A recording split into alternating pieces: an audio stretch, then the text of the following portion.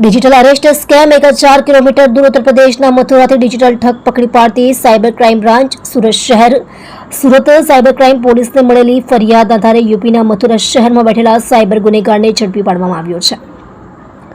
આરોપીએ પોતાને મુંબઈ પોલીસનો અધિકારી બતાવી એક નાગરિકને ડિજિટલ અરેસ્ટમાં લઈને 7 લાખ રૂપિયા હડપ્યા હતા।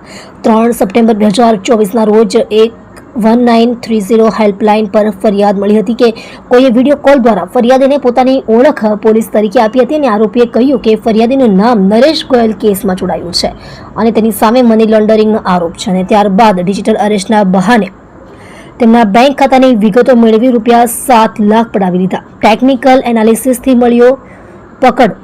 સુરત ક્રાઇમ બ્રાન્ચે આરોપીની લોકેશન ટ્રેસ કરી અને ટેકનિકલ એનાલિસિસના આધારે ઉત્તર પ્રદેશના મથુરામાં જઈને સંતોષ સિંહ હાકિમ સિંહ નામના મુખ્ય આરોપીને પકડી લીધો અને તેની પાસેથી ફરિયાદીના રૂપિયા 4 લાખ મળ્યા। 2 અન્ય સાગરીત પુષ્પેન્દ્ર ગોલા અને નૈમિષ ચૌધરીને કમિશન રૂપે રકમ આપવામાં આવી હતી। ગુનામાં વપરાયેલા સાધનો જપ્ત।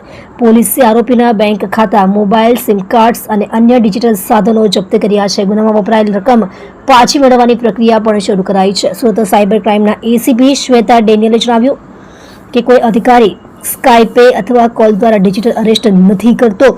કોઈ પણ પોલીસ અધિકારી આપને ઓનલાઈન દંડ ભરવા કહે તો તે ઠગ છે।